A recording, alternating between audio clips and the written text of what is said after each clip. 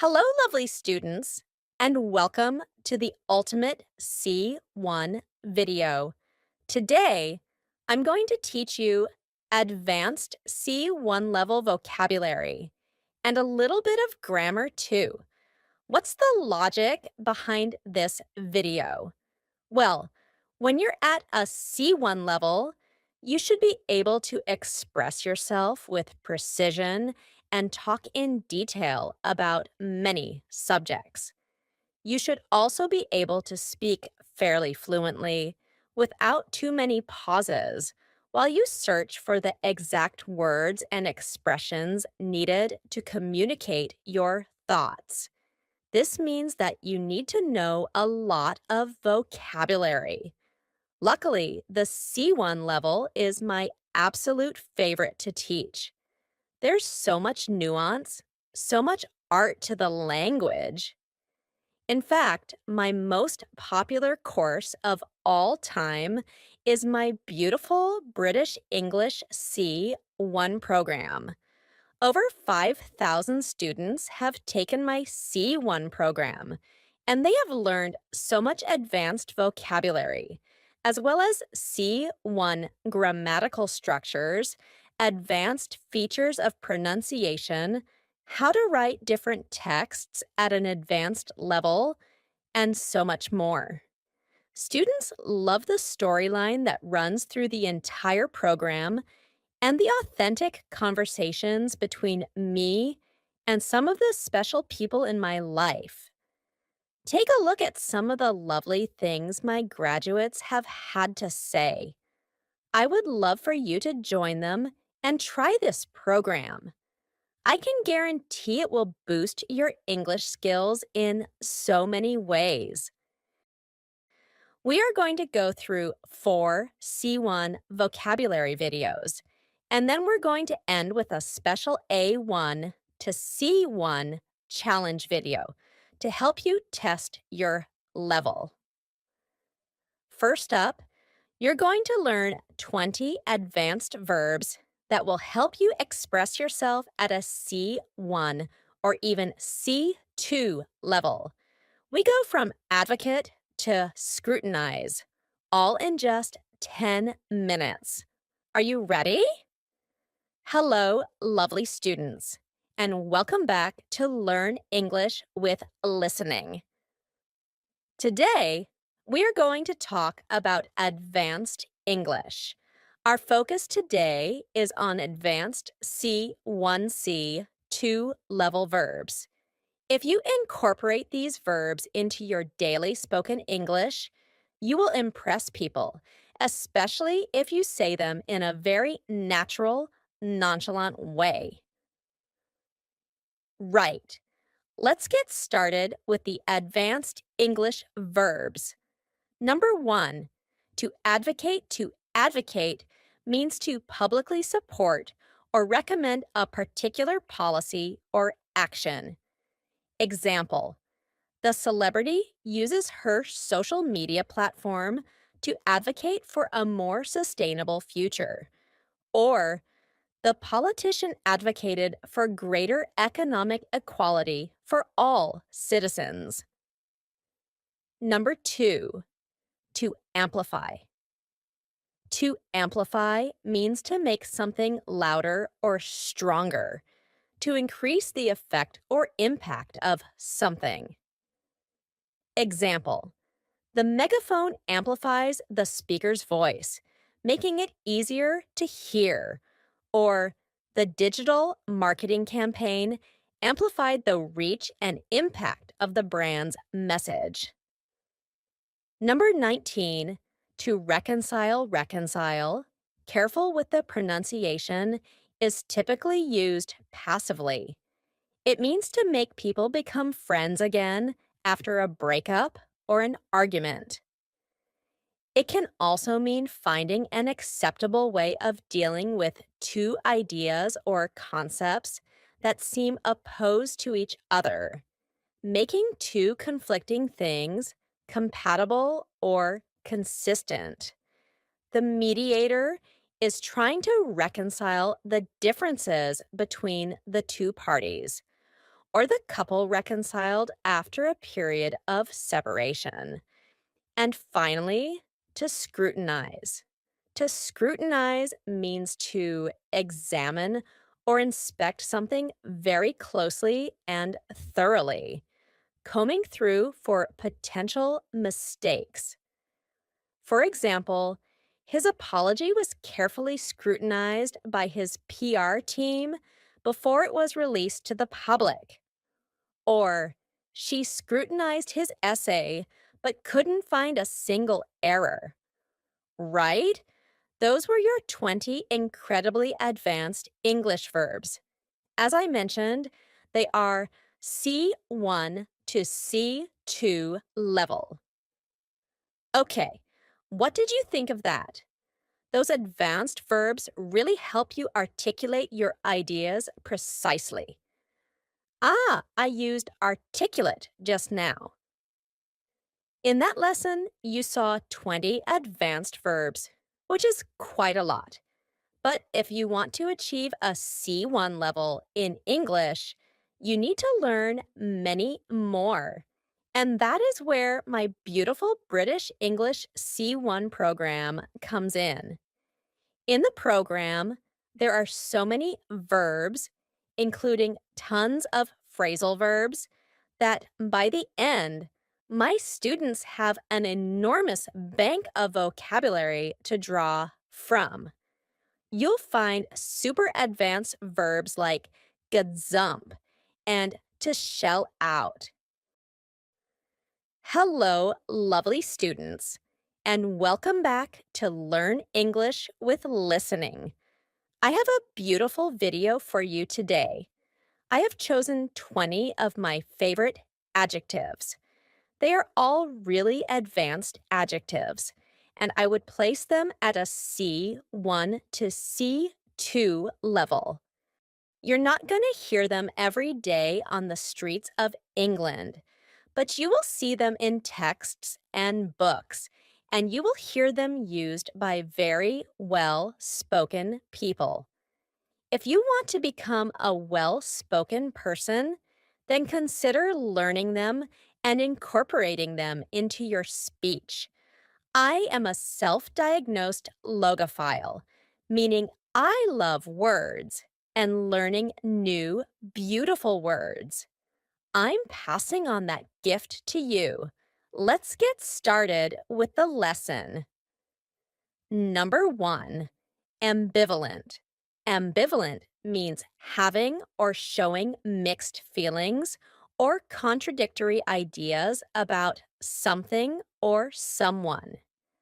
For example, I feel ambivalent about accepting the job offer because it pays well, but the work is not interesting. Or, she has ambivalent feelings toward her ex-husband, both loving and hating him. Number 2, capricious, which I find particularly beautiful, means given to sudden and unaccountable changes of mood or behavior. His capricious behavior made it difficult for his friends to keep up with his moods.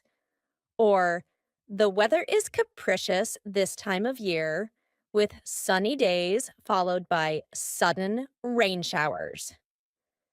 Number 3, derogatory. Derogatory means showing a critical or disrespectful attitude towards someone or something.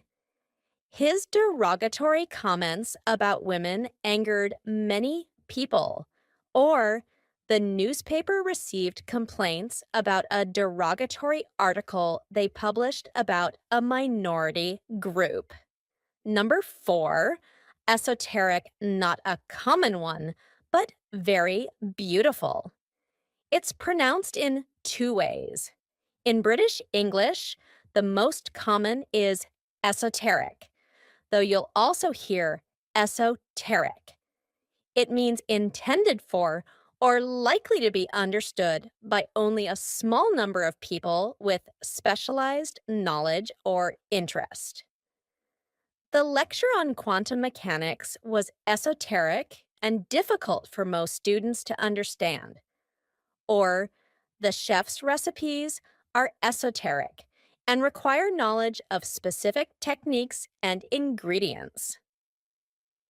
Number 5, flippant flippant means not showing a serious or respectful attitude. I like to remember it by imagining a teenager flipping their hair and not taking something seriously. They're being flippant. The politician's flippant comments about the pandemic angered many people, or your flippant attitude toward your studies led to these poor grades.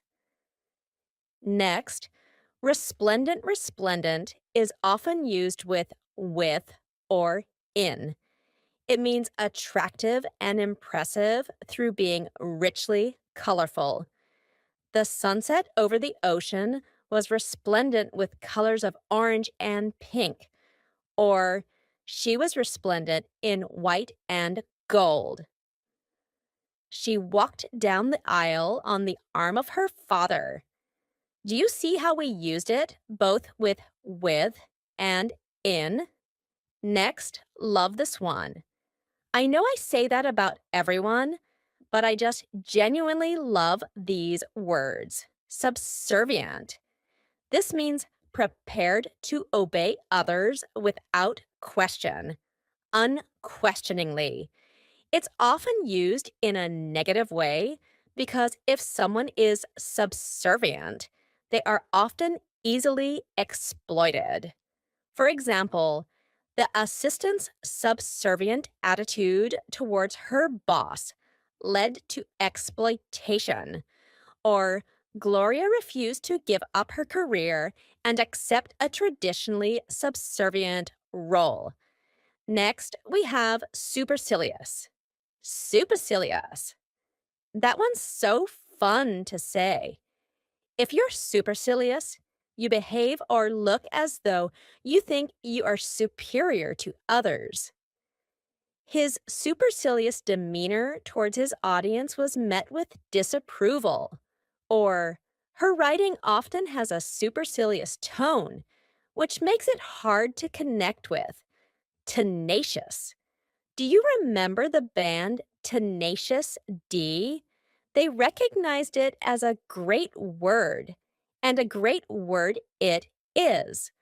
Tenacious means keeping or tending to keep a firm hold on something, or not giving up easily, or being really determined. Her tenacious grip on the rope allowed her to climb the steep cliff, or, although he experienced many setbacks, he remained tenacious in his pursuit of becoming an MP. Next, don't be fooled by the first letter U. We pronounce it with a Y sound, ubiquitous. Ubiquitous means very common or found everywhere. Smartphones have become ubiquitous in modern society. Or, the company's logo was ubiquitous on billboards throughout the city. Very common. Now we have vicarious. Although in American English, they're more inclined to say vicarious. In British English, it's vicarious. This one we use in front of a noun, and it means experienced in the imagination through the feelings or actions of another person. You'll often hear us saying, I'm living vicariously through you, or I'm living through your experiences. He experienced a sense of vicarious nostalgia when he listened to his parents' stories about their youth, or watching action films allows people to experience vicarious thrills and excitement through other people. Right, that's it for today's lesson. I hope you enjoyed it, and I hope you learned something. Well, Did you like the sound of one of my favorite words in that video? Capricious. Capricious. It's such an exquisite word. Some of those adjectives were really advanced, and they are guaranteed to help set you on the path towards achieving an advanced level in English. A huge part of being at C1 is having the ability to produce clear and detailed descriptions, so adjectives are crucial. But 20 adjectives aren't enough. You'll need many more. You can find them in my beautiful British English C1 program. A lot of the words in there really are stunning, like whimsical and palpable. They sound so nice. Next, we're going to learn how to describe physical appearance in advanced English. Say goodbye to he is tall and say hello to he's a bit lanky. Are you ready? Let's go. Hello, lovely students, and welcome back to Learn English with Listening. In today's video, we're going to talk about appearance, but we're going to go way beyond the phrases you learn when you first start studying English. You know, I have blonde hair and blue eyes. Instead, we're going to learn how to talk about appearance at a super advanced level using C1 and even C2 level words and phrases. Basically, we're going to talk about appearance on steroids, not literally. All right, so let's talk about appearance. I'm going to talk to you about my journey with my appearance, starting from childhood and then moving on to how I might look in the future. Yikes. Let's start with childhood. I have nearly always had long hair, and my cascade of blonde hair made me look quite angelic when I was little.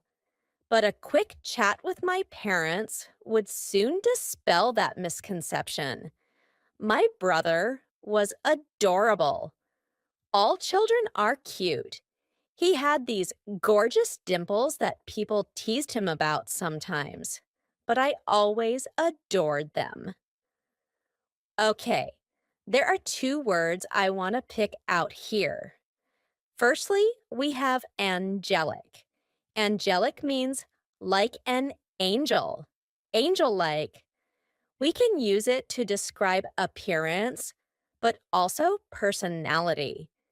If you're beautiful, or if you're good, or if you're kind, Allie had an angelic smile, and no one could stay angry with her for long.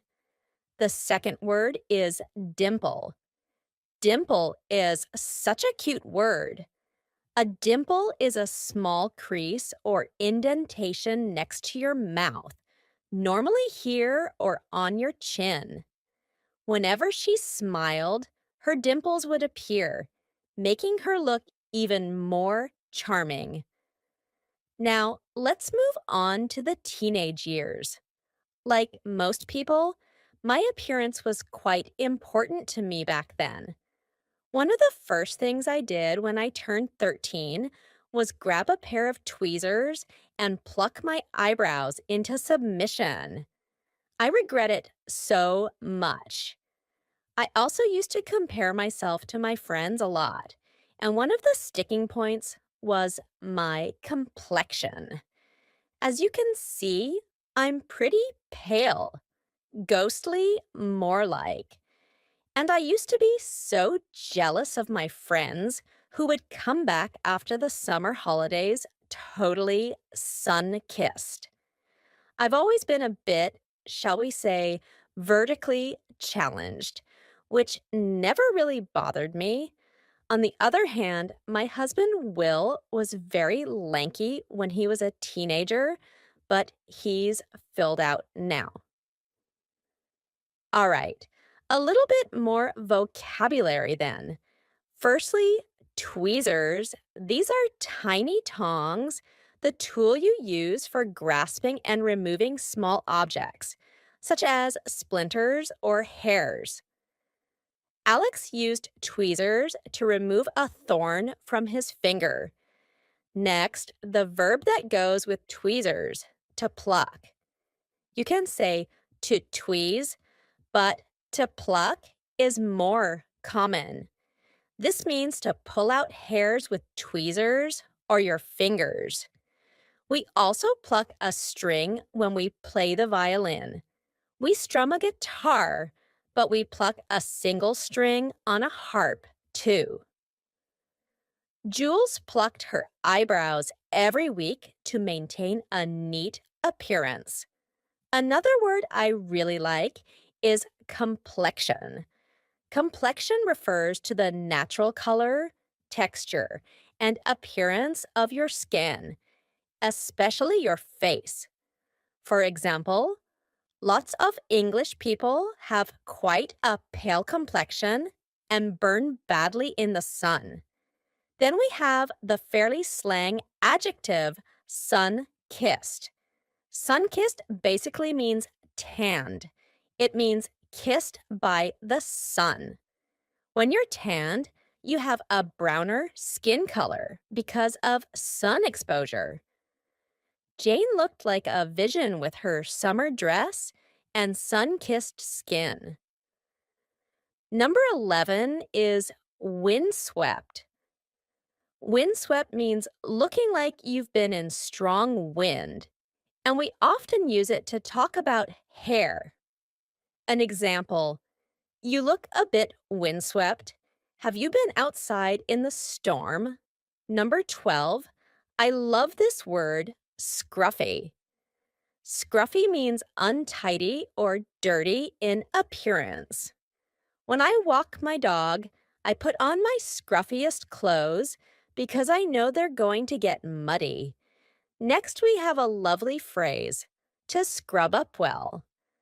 To scrub up well means to look nice when you make an effort.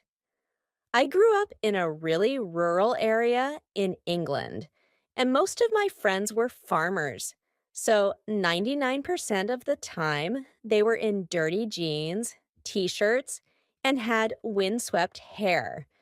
However, we loved a party, and when we had a party, we would dress up to the nines, wearing our most elegant clothes. The most common phrase I would hear when we saw each other in nice clothes was, "Wow, you scrub up well, don't you?"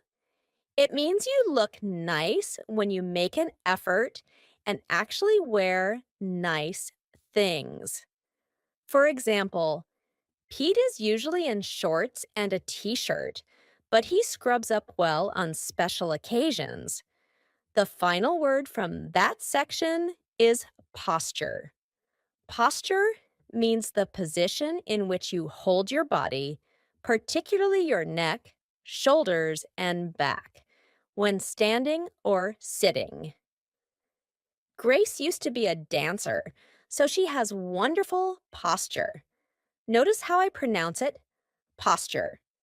That's because a T and a Y sound together make a CH sound, like in Tuesday and tuna.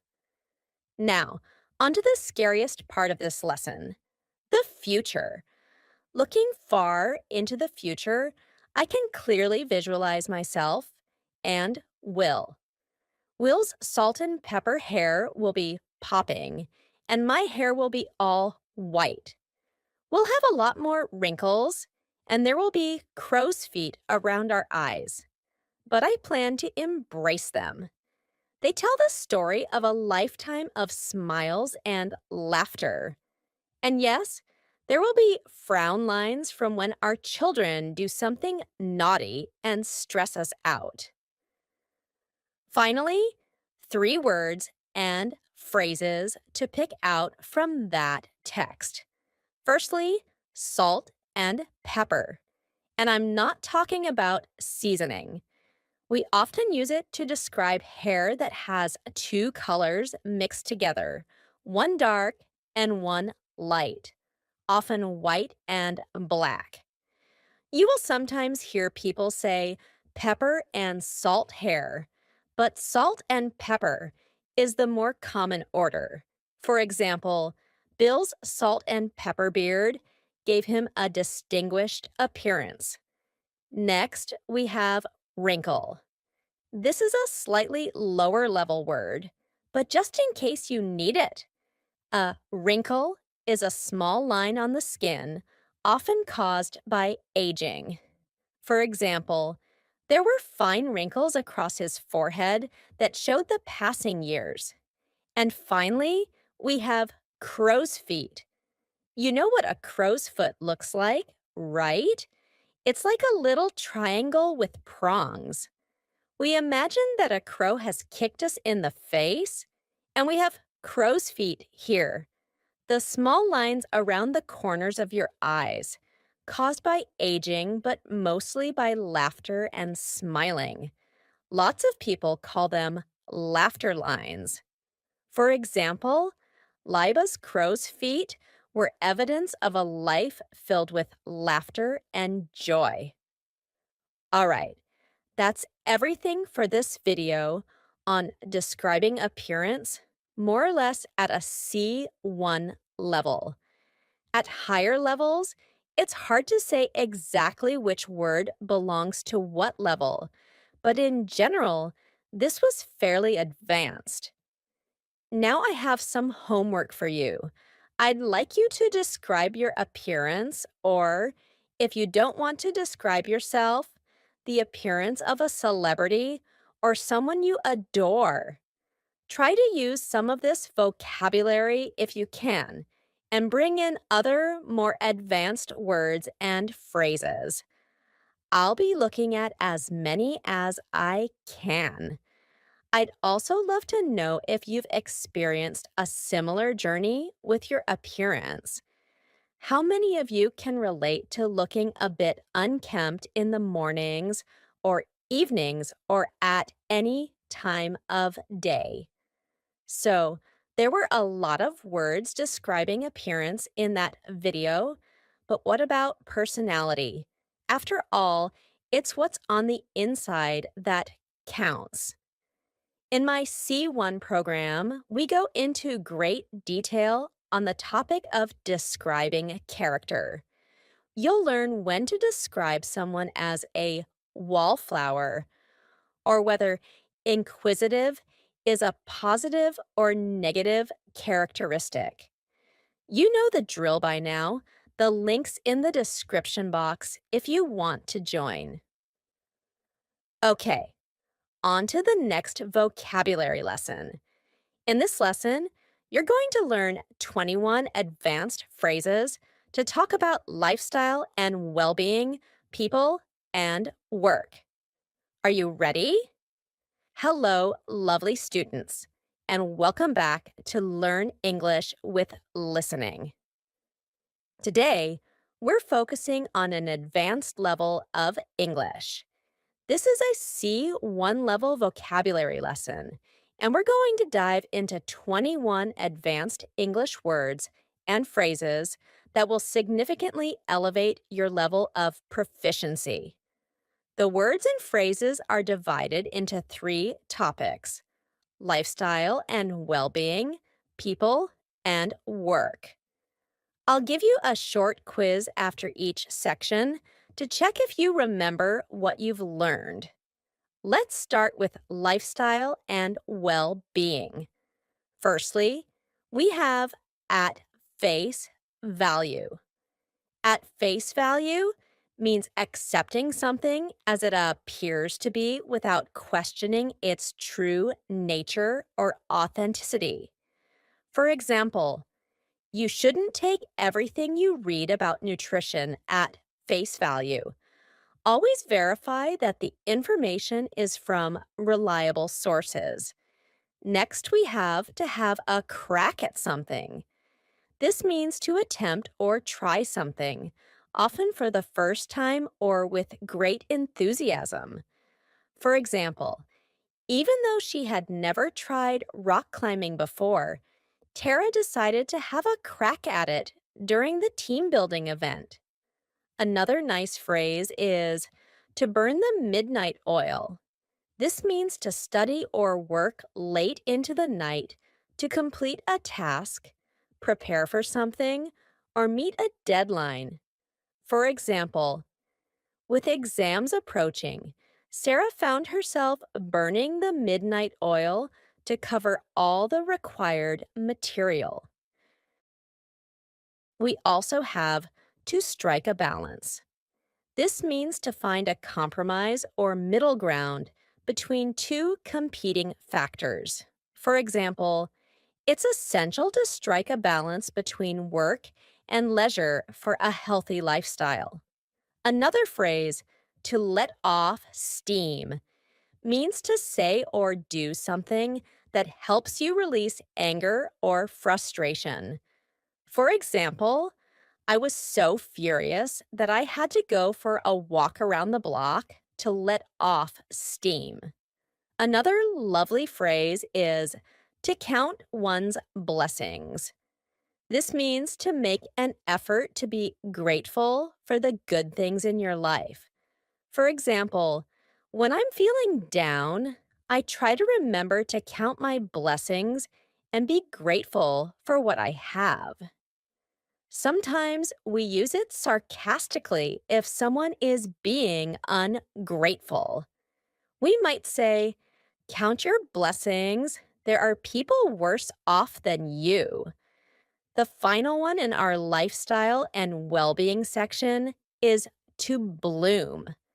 This is often associated with flowers, but when a person blooms, they become healthy, happy, and confident. For example, Carl bloomed during his 6-week holiday in the countryside, thanks to the fresh air and healthy food. First break, first quiz. What can you remember from what I just taught you? Firstly, which word is missing from this sentence? I'm going to have a arhiarko at kayaking today.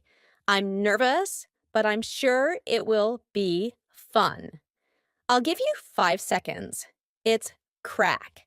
Well done. Okay, next, if I'm really angry and go for a run to calm down, what am I doing? Am I A, letting off steam, or B, letting out a scream? It's A, letting off steam, although letting out a scream would work too. Lastly, which of the words I just taught you means to develop healthily and happily? It was bloom. Well done if you got it right. Moving on to talking about people, first we have to stick one's neck out. This means to take a risk or expose yourself to possible criticism or danger by doing or saying something. For example, despite the controversy surrounding the issue, Jane decided to stick her neck out and support the new policy. Another term is a knee-jerk reaction. A knee-jerk reaction is an immediate, automatic response to a situation, often without careful consideration. For example, when we heard about the increase in crime rates, our knee-jerk reaction was to insist on more police patrols in the area. Another phrase is to split hairs. This means to argue or worry about very small, unimportant details or differences. For example, sometimes I feel like my husband splits hairs over insignificant matters, and it leads to unnecessary arguments. Another relevant phrase is pecking order. Pecking order is a social hierarchy in a group where everyone is aware of the levels of importance. For example, there's a clear pecking order in their group of friends, with Sally at the top. Now, the next three words are adjectives used to describe people. And the first one is shrewd. Shrewd. And this describes someone who is good at understanding and making judgments about situations. They're often quite good at taking the emotion out. A shrewd person is able to make decisions that will give them an advantage. For example, CLA was a shrewd business person, and she made several wise investment decisions when she was still young. Next, number 13, we have obstinate. Obstinate, and notice how I pronounce it with a schwa at the end. Obstinate, not obstinate. This means refusing to change your opinion or actions despite people trying to make you do so. We could also say stubborn. In a way, it's often used for children. Henry was a very obstinate teenager, and he consistently refused to admit that he might be wrong about something. An extra little Liba's note here. I've seen some students mix up obstinate with another advanced adjective, abstinent. Abstinent, it might be the combination of T's and N's, but abstinent has an entirely different meaning. It means to refrain from indulging in a particular behavior. This is often related to vices or bad habits. You abstain from doing something. Our final word in this topic is placid. Placid with the S sound, the soft C. We use placid to describe someone who's very calm and isn't easily excited or annoyed. Despite the hullabaloo around her, Allie remained placid and continued with her work. It's quiz time. It's quiz time. Can you answer these three questions? I'm going to give you 5 seconds to answer each one. Firstly, which word is missing? My neat reaction to hearing my son had been arrested was to be utterly livid. Jar, jam, jet, or jerk? It's jerk. Excellent job if you got that right. Number 2, sometimes it's best to keep your opinions to yourself and not your out. Is it stick your head, stack your neck, stick your neck, or stuck your nose?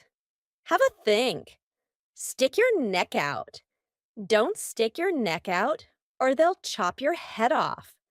And the third one, which words that I just taught you are synonyms for these words? Calm and stubborn. Which 2 words are synonyms? Placid, obstinate. Bonus points if you got the pronunciation right of obstinate. Okay, let's move on to our last section. It is work. And our first phrase is to pull some strings. To pull some strings means to use your influence or connections, often secretly or unofficially, to achieve a desired outcome. By pulling some strings, Tom was able to get his sister a prestigious position at a London-based accounting firm. The next one is to have a field day. To have a field day means to take advantage of a situation, typically for personal benefit and often at the expense of others. For example, when the news of the scandal broke, tabloid journalists had a field day writing sensational stories. Next, we have to be privy to. To be privy, and note that pronunciation, not privy, privy. This means to have access to or knowledge of secret or confidential information. The CEO's assistant is privy to all the important decisions in the company. Another one I use quite a lot is on the back burner. If something is on the back burner, it's low priority and it's not being dealt with at the present moment. Let's put this project on the back burner and focus on more pressing matters. Ever I'm really busy, I put lots of things on the back burner. Next, we have an adjective, cushy, cushy. I wonder if you can guess what it means. It's very similar to another word, cushion. If something is cushy, it means it's very easy, requiring little effort, comfortable. Sometimes people say cushy as well. This is slang, but we use it in professional situations. Ellen got a cushy job that pays well, but allows her lots of free time. Number 20 is a fantastic idiom. To get your foot in the door. To get your foot in the door means to enter a company or organization at a low level with a chance of being promoted or being more successful in the future. Lena got her foot in the door as an intern, but she worked her way up to department head in just a few years. And my final phrase for you is to go belly up. To go belly up, and we use this to talk about companies. It means to fail completely and to have to close. The business went belly up after just a year of trading. Okay, it is that time again. Quiz time. Which word is missing? I managed to get my upper Tarkog in the door at an amazing company earlier in my career, and I've worked my way up to management level. Head, foot, leg, or hand. Foot. You get your foot in the door. Number 2, you know the Prime Minister, right? Can you pull some out of Dargao and get me an interview with her? Is it strikes, strides, streams, or strings? That's right. We pull some strings. And finally, if a job is very easy and doesn't require much effort, how can we describe it? Cushy. Or if you said cushy, I'll let you have that one too. Okay, that's everything from me today. I really hope you enjoyed learning these 21 advanced words and phrases in English. There were some amazing phrases in there that you can use in so many contexts. But as you know, 21 phrases aren't enough to get you to an advanced level. What can help you achieve that? You guessed it, the C1 program. It is jam-packed with advanced phrases like a glutton for punishment and to scare the living daylights out of someone. All of the information is in the link down below. Right, we finished the vocabulary section of this video. Now I've created a challenge with 20 questions ranging from A1 to C1 level, so you can check whereabouts you are in terms of your English level.